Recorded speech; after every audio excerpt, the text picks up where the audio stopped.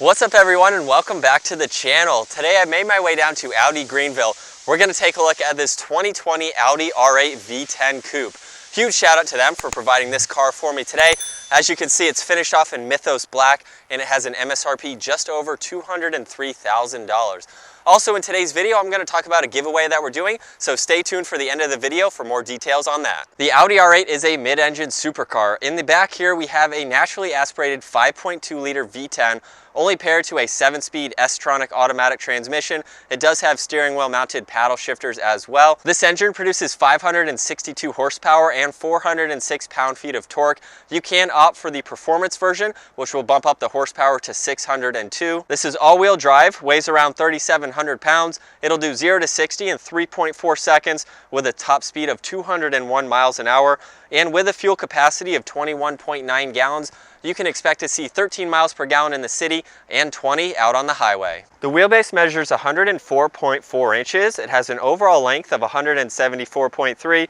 The width is 76.4, and it has a height of 48.4 inches. Starting up front on the 2020 Audi R8, we're going to take a look at the headlights. These are of course LED with laser technology as well, and this also has LED daytime running lights. The Audi R8 is the vehicle that started the DRL trend, and even 10 years later, it's looking just as good as when this car was introduced back in 2008. Moving over to the grille, it has the traditional hexagonal shaped grille that most Audis have. You can see parking sensors are on each side, along with all of this mesh. The lower section is exposed for better airflow to the front mounted radiators, as well as on both sides you can see more sensors and more of the mesh. It has a really aggressive appearance, especially finished off in the Mythos Black. Everything is blacked out except for the chrome badge on the hood here, and you can see there are nice lines coming down both sides as well. Moving to the side of the 2020 R8, this has the optional carbon ceramic brakes. It's very cool to see that. You can see there are gray calipers, and then this has a 20-inch gloss black wheel with a 10-spoke design to it, wrapped in a Michelin Pilot Sport 4S tire. So there's tons of performance with the tires along with the brakes being able to stop this vehicle, especially if you're out on the track or something like that. As we work our way up to the mirrors, they are body colored, they feature the integrated turn signal, and they are power folding. And then moving behind that, we have the optional carbon ceramic Sigma blades. Obviously on both sides of the vehicle, you can see the body work kind of splits it in the middle there. So you have one on the top, one on the lower section. This is my favorite part of the R8s. I owned an R8 if you're new to the channel, and I had the carbon fiber on the sides. It is very nice. I love seeing this design and having this option. As we make our way back to the front here, you'll see in front of the carbon fiber is actually functional air inlets. This will provide airflow into the engine, obviously, since it's mid-engine. So you can see the contours in the door kind of help guide that air to this air inlet and then obviously into the engine bay. So not only does it look cool on the door panel, it's actually functional shapes as well to provide maximum cooling. You can see behind the front tires is the V10 badge, and then the electronic handle to open up the door is nicely tucked away so you don't have anything exposed on the outside. Gives it a very clean design. And then we have large fender flares over the back tires, great contours in the body lines as well, giving it a fantastic look from the side. And finishing up in the rear, we'll start off with the active rear wing. This will deploy at speed, so it will go up and retract back down, but there is a button on the inside that you can play with if you want to have it up or down at any time, which is very nice to do. You can get a good look at that 5.2 liter V10 through the rear glass. On the back side here, this does have LED taillights. You have your stand-up backup camera with 4 parking sensors. This has a very aggressive and wide appearance from the back. It is super low and super wide at the same time, which kind of helps with that. And you can see with this lower mesh here, there are heat extraction vents on both sides. It gives you a good look into the exhaust as well. And then down below, you can see the diffuser separating the dual exhaust.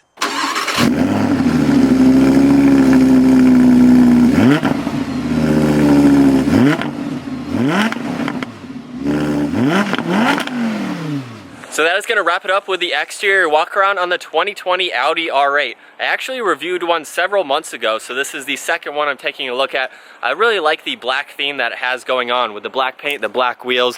As we get to the interior here, you'll see there's a completely different color change, which is where we're going to head to. So with the vehicle locked, I have the key in my pocket. I'm just going to place my hand up underneath into the electronic button.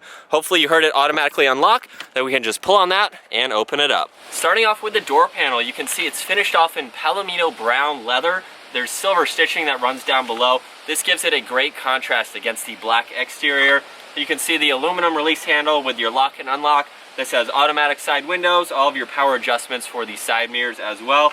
Right in front of that, we have the front storage space, so you can push on that to gain access to that. This does have a 13-speaker Bang & Olufsen sound system as well. You can see there's more carbon fiber, so it carries on from the outside to the interior. You can see it around the air vent, and there's a little bit of storage space down below as well. Once inside the 2020 R8, the brown leather extends from the door panels to these beautiful seats.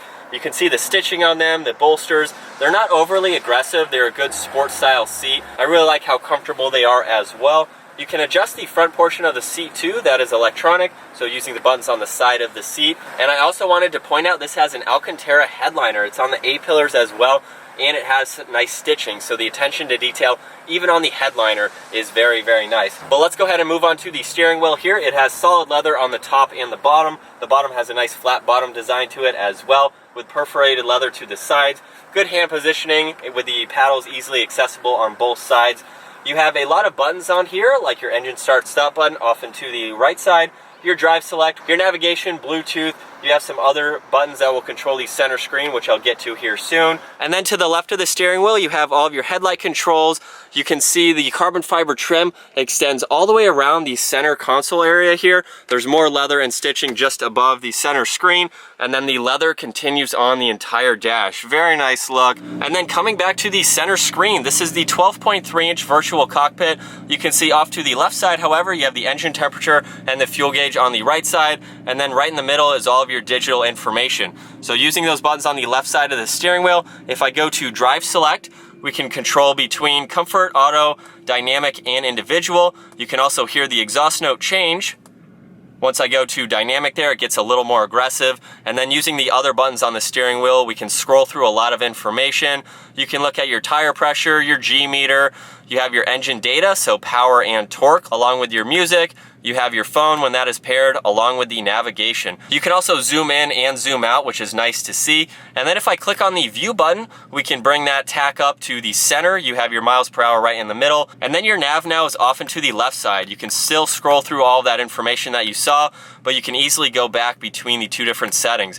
On the right side of the steering wheel, you have your Bluetooth and voice commands, as I mentioned, along with volume and scrolling for the radio. This button here is a customizable button, so when you push on that, you can control what you'd like it to be, whether it's the radio media, showing your traffic, or controlling some lights. So it's very nice to have that. You can also see there's more carbon fiber around the entire gauge cluster. Gives it a very nice look, matches nicely with the carbon fiber to the sides. And then as we make our way to the center, more carbon fiber around two air vents, gives it a really clean look. This has heated seats for driver and passenger, obviously. And then you have the 3 floating climate controls right in the center. I think it gives it a really cool look. You have the fan speed off and to the left, your temperature in the center, and then where you'd like the air to go on the right side. You can also click on these buttons for other various controls, along with some other defrosters, and off is right in the center down below. There's more leather down in the middle here. We have a nice hidden compartment. There's 2 12 volts, an auxiliary port, and a 12 volt, along with a wireless charging port on one side. So very nice to be able to hide your phone away, have it charging, and it won't slide throughout the interior. Just behind that, we have traction control, your hazards. You can turn on and off your parking sensors, along with controlling the wing. Right behind that, we have the shifter. So if I go ahead and pull on the trigger, go all the way up into reverse, you'll see the backup camera light up. The sensors are on, obviously, with the curb there, but it gives you a great visual to what's behind you. We can bring this all the way back into drive, and then park is just on the back side. Off and to the right is your power and volume for the radio. All of these will control the center screen as well. So if you don't want to use the buttons on the steering wheel, you can go to your navigation, your phone, radio media. You have a rotary dial in the center. So right now I'm going to click on the home button, and you'll see it will come to this layout here. We have the media, radio, your sound, any messages, and you can go into vehicle as well just by using the rotary dial. So you can control everything again if you don't want to use the buttons on the steering wheel. You can look at things like your lap times, your lap stats, drive select you can go into. Electronic parking brake is just behind that, with even more carbon fiber surrounding everything. As we make our way to the center armrest, I'll just push this button on the side, and that reveals 2 cup holders. So you have 2 cup holders for this vehicle. And then taking a look at the glove box, you definitely have a lot of storage space for anything that needs to go there. We'll go ahead and take one last look at these seats. Very nice design to them, and they match well with the Alcantara headliner. You can see the same pattern running throughout that, and then you have your dome lights and some garage door buttons up in the center. And then behind the seats, you do have a shelf here with a net there, and then a CD player down in the middle. This is very usable storage space. From personal experience, I've been able to put a lot of clothes and other items like that in the back. So it's nice that you have that interior storage space. The last thing we'll take a look at is the front storage space. I can use the button on the key fob or the one inside on the driver door, obviously, and we can walk up to it.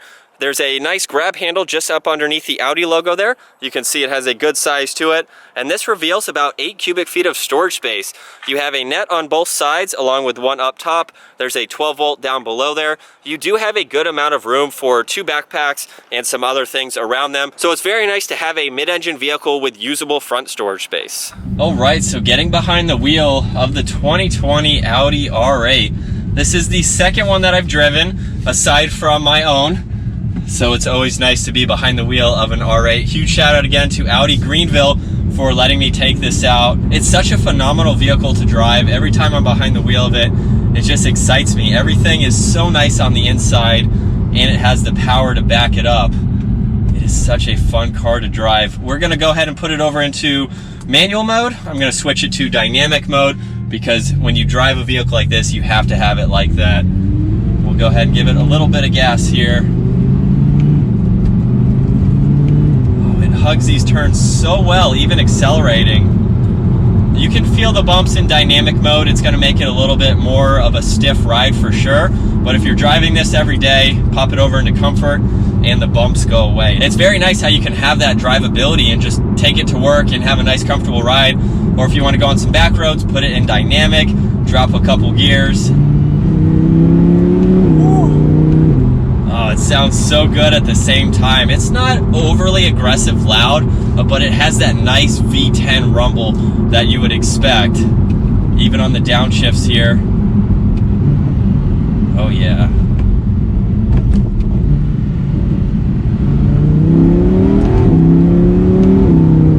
The paddles are super responsive as well. As soon as you click on them, you're into the next gear or you're downshifting. Very responsive. I love how they're positioned right there. Now let's move on to the general visibility. What it's like being behind the wheel of a mid-engine supercar. What's the visibility like? Obviously, from my face forward, everything is very good. You have small A-pillars, gives you a lot of visibility. You can actually see between that and the passenger mirror there. Oh yeah. Oh, this handles so well. So you have plenty of visibility out of the front. Rear-facing visibility is really not all that bad. I have a clear view right now out of that back glass, so if there are any cars behind me, I can easily see them. And of course, my side mirrors are gonna help me as well. Over your left shoulder, there's a little bit of a blind spot. Over your right shoulder, you have that glass, that second glass. Yes, there's two windows in a two-door vehicle. You have the one that's on the driver door here, and then there's a little one right in the back. But that one is actually functional. From personal experience, even driving my own every single day, I really like having that window. I can easily see back and on this side of this pillar here, so that way I can easily see if there's a car over there. So while it's kind of hunkered down in the back, it's actually pretty easy to see. You can get used to it and drive this car every single day. But let's move on to all of the interior materials. As you saw earlier before driving it, everything on the inside is what you would expect in an R8 with the leather, especially this brown interior against the black exterior. Comment down below, do you like that combo? I think it's really nice. It makes the car pop just a little bit more, make it a little bit more unique since it doesn't have a full black interior. So I really like that aspect. I love all the carbon fiber. One thing that is very cool is the front portion of this little area that goes around the gauge cluster. It's a little more, it has a more of a matte finish on the front portion of the carbon fiber. That helps in reducing glare. So coming through the windshield, obviously on carbon fiber, it glistens really bright if you've ever experienced that. And so the front portion of that being matte allows the glare to be severely reduced, which is really nice and helpful when driving, obviously. Let's go ahead and downshift a little bit. In dynamic mode, I have the tach right in front of me here with the speed limit and what gear I'm in, along with the live power and torque readouts. So that's very cool to see. We got some pops in that exhaust. Definitely sounds really good. We're gonna go ahead and do one last acceleration.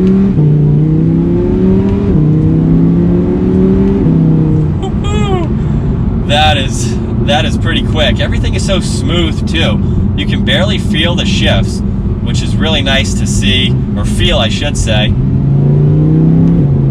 Like next gear, next gear, next gear, and just like that. Well guys, I think that's going to wrap it up for my walk around review and test drive in the 2020 Audi R8 V10. Once again, a huge shout out to Audi Greenville for providing this vehicle for me today. Definitely check out their website. That'll be in the description below. Also, don't forget, we are giving away a GoPro for the month of January. All you have to do to enter is be a subscriber to the channel and comment on videos. We're going to pick the video that has the most comments and pick a random winner from that video. So commenting on a video is an entry into being able to win the GoPro. So the more comments, the more entries you get. So definitely hit that notification bell and stay tuned for our daily uploads and your chance to win a GoPro. I'll see you guys in the next video.